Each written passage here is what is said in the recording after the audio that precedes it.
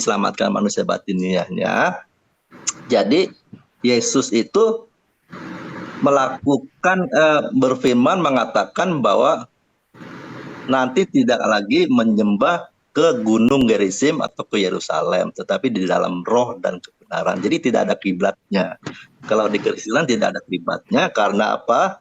Bait Roh Kudus, bait Allah itu adalah tubuh manusia itu sendiri, di mana setiap orang yang percaya Yesus itu diberikan Roh Kudus, Roh Allah. Dan Roh Allah itu dia mau diam di tempat yang kudus. Makanya manusia itu yang percaya dia harus kudus. Nah, kekudusan itu bukan dilihat dari jasmaninya, dari sikap-sikap jasmani, tetapi sikap batinianya. Makanya waktu dia katakan menyembah dalam roh dan kebenaran, atau ada Paulus mengatakan, hendaklah hidupmu menaruh pikiran dan perasaan Kristus. Ini proneo, pikiran perasaan, sejiwa dengan Yesus. Nah, karena Yesus itu sebagai orang manusia pertama yang memiliki bait sucinya, kudus, dan roh Allah berdiam di dalam dirinya. Makanya kan waktu dia bilang, bongkar bait suci ini, aku akan dirikan 3 hari kemudian. Nah, dia mati, dia bangkit 3 hari kemudian. Nah, artinya di dalam diri Yesus itu roh Allah hidup. Nah, demikian juga dia mengajak orang percaya, hendaklah kamu melakukan kehendak Bapa. Kehendak Bapa itu mengarah kepada bagaimana hidup melakukan kehendak Bapa seperti Yesus telah melakukan kehendak Bapa. Yesus kan bilang, makananku melakukan kehendak Bapa dan menyelesaikan pekerjaannya. Hidupnya ini seperti itu, dan dia mengajak manusia itu melakukan kehendak Bapa. Kehendak Bapa apa sih? Ini cuma 2 hukum itu. Jadi kasih Tuhan Allahmu dengan segenap hati dan sesamamu manusia. Ajarannya kan kasihlah sesama manusia gitu.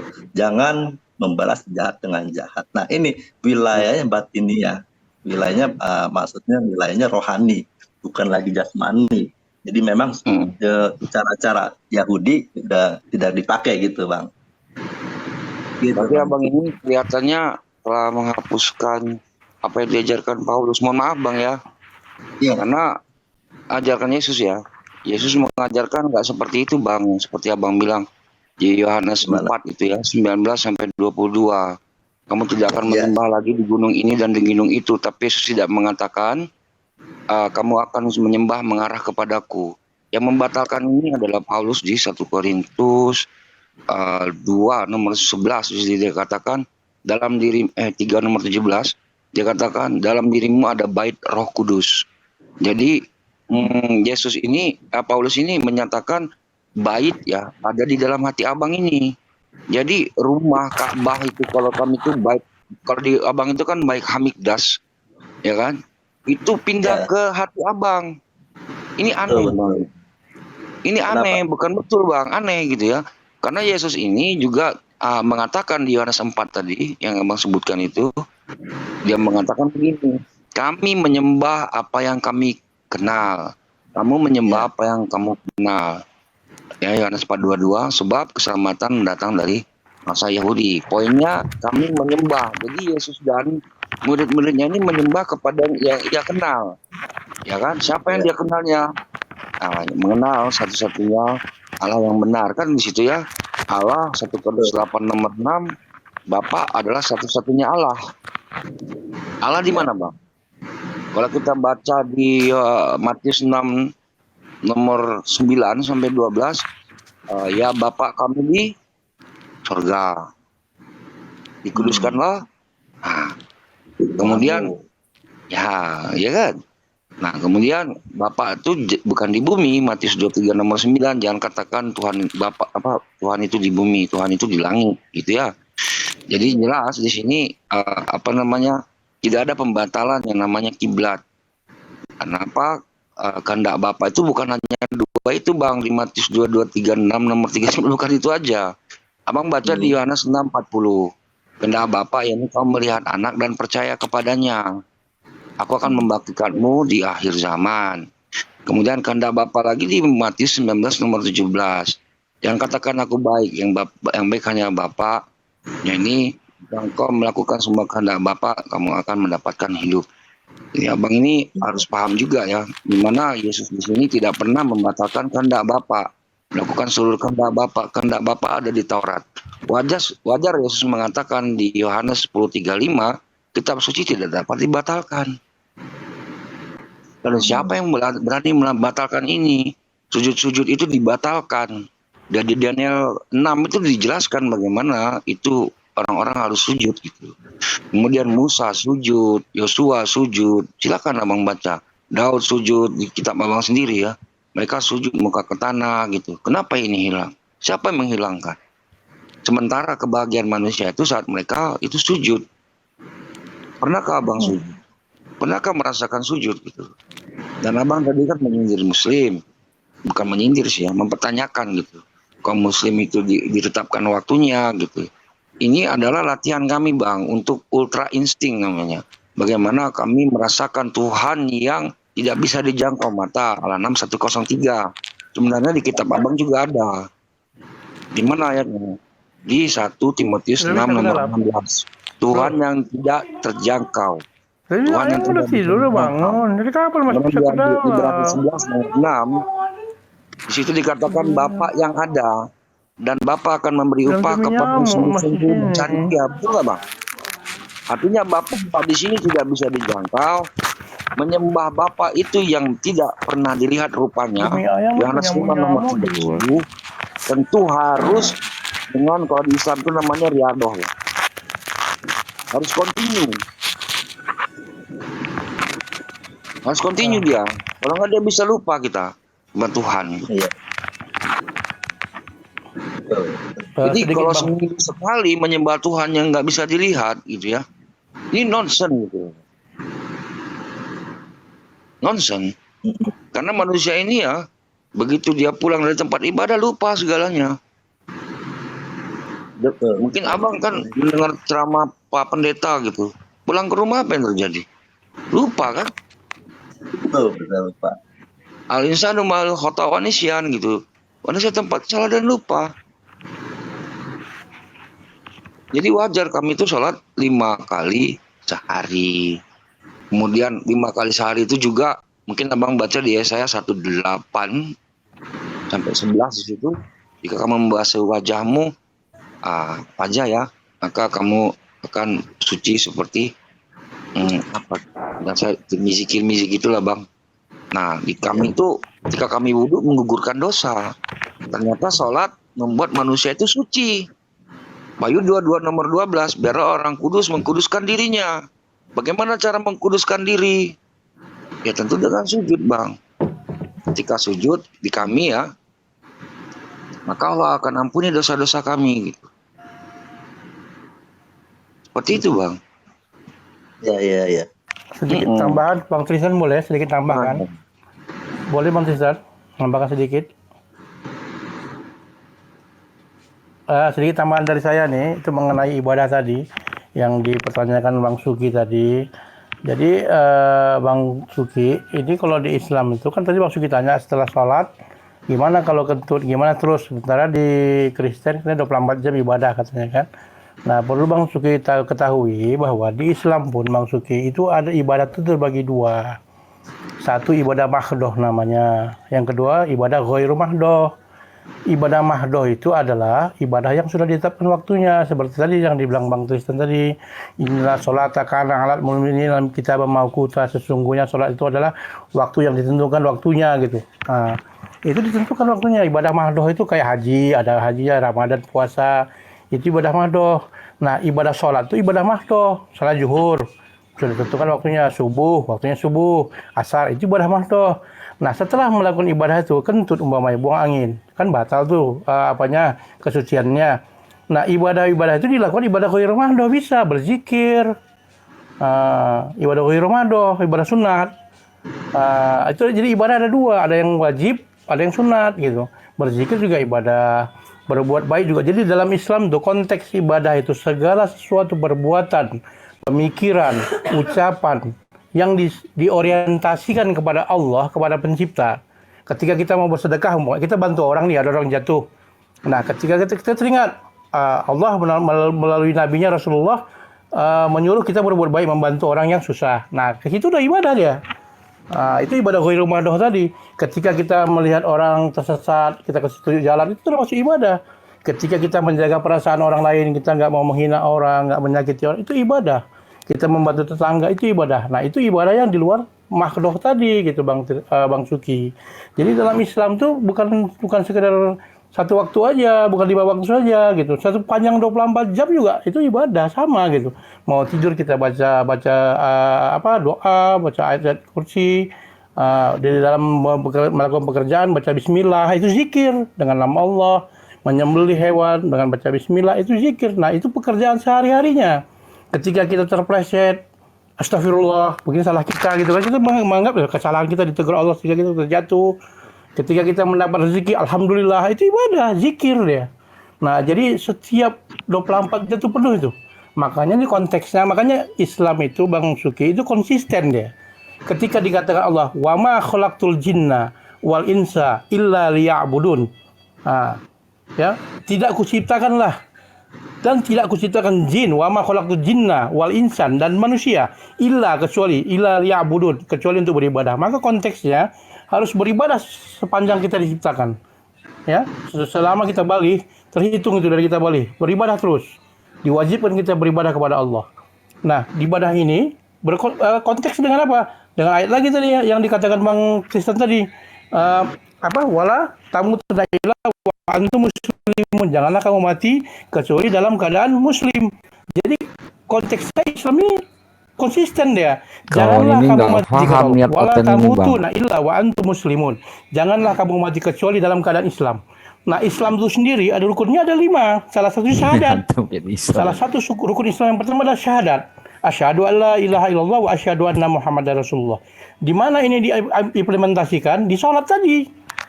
Jadi sesuai lagi dengan waktu yang sholat al-asri wal asri demi masanya kapan? Nah, ditentukan dalam Islam masa itu adalah dari waktu ke waktu sholat. Misalnya subuh dulu ya, dari subuh ke zuhur. Dia nggak sholat subuh, ini mendapati zuhur dia meninggal, maka dia mati bukan dalam keadaan muslim. Kenapa? Dia nggak syahadat. Kenapa? Di dalam sholat dia syahadat, asyhadu an la ilaha illallah. Jadi begitu dari subuh ke zuhur, dia sholat subuh. Zuhur dia nggak sholat. Ketika asar menjelang dia mati. Maka di antara subuh dengan asar dia tidak Islam. Kenapa? Dia tidak syahadat. Kenapa? Karena dia tidak sholat. Dalam sholat dia syahadat. Jadi sholatnya itulah menyambung terus syahadat yang 5 waktu. Sampai 24 jam. Subuh, zuhur dia syahadat. Zuhur dia ke asar, syahadat. Asar ke maghrib dia syahadat. Maghrib ke isya dia sudah syahadat. Isya ke subuh syahadat lagi. Jadi ini sesuai dengan surat di Al-Quran, firman Allah. Apa kata Allah? Allah alastu bi rabbikum? Benarkah aku ini Rabbmu? Kata Allah. Ketika kita masih ruh, kita 4 bulan baru ditiupkan dalam Islam. Umur 4 bulan baru ditiupkan ruh kepada seorang bayi dalam dalam kandungan ibunya. Tapi sebelum 4 bulan belum ditiupkan ruh. Nah, ketika di alam ruh sudah ada perjanjian. Alastu bi rabbikum, kata Allah. Benarkah? Qalu bala syahidna. Berkata, kami bersaksi. Qalu bala, bersaksi. Bala syahidna, kami bersaksi. Benar, kami bersaksi. Nah, persaksiannya itu apa? Ya itu tadi di salat tadi, bersaksi dia Allah itu Rabbnya. Asyhadu an la ilaha illallah wa asyhadu. Ini konsisten dia jadinya. Jadi Islam tuh Bang Suki 24 jam full. Kalau Bang Suki bilang 24 jam beribadah katanya di Kristen, Islam lebih lagi. Mau tidur juga ibadah, mau masuk kamar mandi juga ibadah, baca doa kamar mandi gitu. Nah, mau masuk masjid juga baca doa, melakukan pekerjaan berdoa, mau keluar rumah mau kerja, baca doa lagi gitu. Jadi semua ibadah. Begitu Bang penambah. Kasih kesempatan Bang ini lah nanya. Silakan Bang. Oke. Bu moderator silakan. Yang lainnya bagaimana? Bang moderator. Tristan, Christian, Bolas Titik Embun mungkin mau tanya atau tanggapan tuh. Kembaliin aja ke Bu Hos dulu. Bu Hos gimana Bu Hos? Ya ini ada Kak Ros. Kak Ros, assalamualaikum. Monitor. Kak Ros. Assalamualaikum warahmatullahi wabarakatuh. Waalaikumsalam warahmatullahi wabarakatuh. Kak Ros nyimak nggak tadi? Ada tanggapannya nggak? Tanggapannya sudah sesuai sih. Di Islam itu kita melakukan ibadah sholat 5 waktu di mana kita juga daripada ibadah itu sendiri menghasilkan sesuatu memang yang baik ya. Tadi udah juga dijabarkan. Tidur orang beriman pun itu beda gitu kan. Ketika dia tidur pun itu juga bagus buat dia. Kemudian untuk ibadah itu sendiri kita menghasilkan daripada sholat 5 waktu itu sendiri kita menghasilkan kita daripada perbuatan-perbuatan jelek yang mana kita lakukan itu tenggelam caranya setelah Suara Kak Ros ini kayak di dalam kaleng. tenggelam caranya Kak. Ya udah, dilanjut lah. Ini jaringanku jelek ya? Jaringanku jelek ya? Suaranya hilang. Jaringan kamu masuk dalam kaleng sarden ya lah, suaranya nggak ada. Nah, kalau Bang Christian Immanuel gimana tanggapannya? Oh, ada Christian. Oke. Tentang apa ya, ibadah tadi ya? Ibadah. Silakan. Ini beliau nih mualaf loh, Pak. Aduh, jangan disebut Bang Tristan. Gak apa-apa, saya juga mualaf kok. Tenang aja. Iya. Cuman saya masih pakai ilmu. Hah? Saya pakai Ya, nggak apa-apa, orang cuma nanya pendapat. Monggo. Iya. Nah, iya, kalau Islam tuh jelas beribadah. Bahkan disunahkan untuk kita berzikir setiap saat ibadah. Kalau menyebut ke agama lama ya, agak sensitif sih. Saya menghargai si Mafri aja. Ini bukan roomnya mungkin untuk berdiskusi lebih dalam gitu. Mungkin itu di bawah ada Aderion. Boleh naik Aderion? Emang nggak ada? Nggak ada. Ya Bang Christian, bagaimana Bang yang mualaf ini pendapatnya gimana nih? Mungkin perbandingan perbedaannya apa? Perbedaannya apa sehingga Bang memilih mualaf? Soalnya ada Pak Suki juga di sini yang non Muslim. Ya bro, bisa ceritakan lah perbedaan, silakan. Perbandingan aja. Ya. Logis.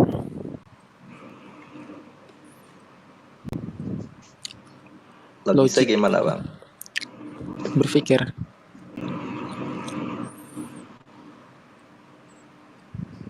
Mencari kebenaran itu dengan berpikir, bukan dengan doktrin, tapi dengan kita mencari berpikir hal yang logik yang bisa dilogikakan, yang bisa diterima dengan akal sehat. Atau mungkin kita sering mendengar ya bahasa imani saja, agama pokoknya gini, pokoknya harus gini. Itu sangat logical fallacy itu. Mungkin gini Bang Christian ya, imani saja itu maksudnya gini, gurunya, pendetanya sudah memahami, nah muridnya kan belum terlalu paham, ya karena yakin si guru ini tahu itu jalan benar, ya kamu imani saja gitu. Maksudnya imani saja ya sambil jalan kamu belajar sampai memahami dan logika kamu menerima gitu. Iya. Pendeta gitu dibayar, maksudnya. gini. Pendeta itu dibayar untuk mengedukasi, memberi ajaran. Iya. Ketika ditanya dia hanya mengatakan imani saja, itu bukan dia paham nggak mengajar, tapi memang dia nggak paham. Kalau dia paham sebagai guru yang tidak dibayar saja, itu mau mengajarkan dengan ikhlas. Ini pendeta dibayar itu untuk memberi siraman rohani, untuk memberi pengajaran. Ya. 20 lebih pendeta yang ditanya, jadi, dari 20 yang ditanya, 15 itu mengatakan kamu belum paham, imani saja. Aduh. Jadi gini Bang Christian ya. Jadi imani saja ini pasti ada macam sudut pandangnya. Dalam konteks apa? Misalnya dia dalam konteks mengharapkan sesuatu nanti bagaimana nih ke depannya. Nah, itu pasti dibilang ya kamu imani saja. Gitu. Kalau dalam doktrin pasti dibedah secara logika, harus sampai menerima, mengerti gitu. Jadi nggak selalu imani saja gitu. Nggak Tentu gitu, ada konteks-konteks. Saya tambahin dikit. maksud Bang Christian ini begini. Abang mungkin pernah baca ya di 1 Korintus 2 nomor 5, supaya imanmu tidak bergantung kepada akal manusia, tetapi kepada kuasa Tuhan. Maksudnya begini, saat disodorkan nama Tuhan, misalkan Siwa, Wisnu, kita kok nggak boleh, apakah nggak boleh memeriksa gitu. Sementara di 2 Tesalonika 2 lupa di situ, ujilah segala sesuatu. Kemudian di Maleakhi 3 nomor 9, Tuhan berkata di situ, ujilah aku. Jadi masuk Kristen ini kok imani saja gitu. Harusnya ada yang dinamakan riset ayat. Itu sih. Silakan Christian. Ya, saya mungkin malam ini saya nggak akan mengutip-ngutip ayat Bible, nggak akan membicarakan sejarah. Ini lebih ke filosofis pengalaman aja. Lagi nggak mood juga untuk berdebat sejarah, berdebat ini.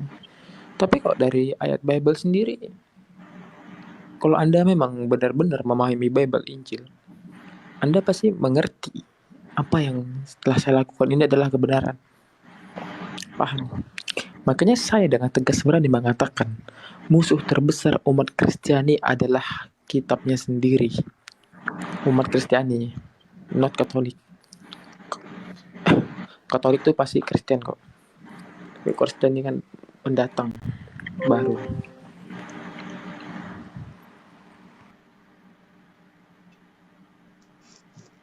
Bang Christian.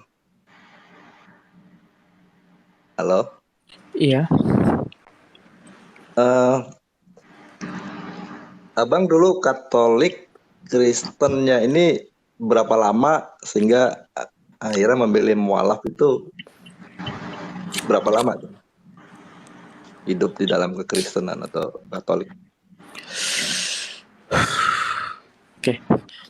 Saya dulu di Gereja Batak Karu Indonesia 23 tahun Kristen. 23 tahun. 4 tahun. Nah, pemahaman kekristenan kamu lebih dulu memahami baru dalam banget saya dalam.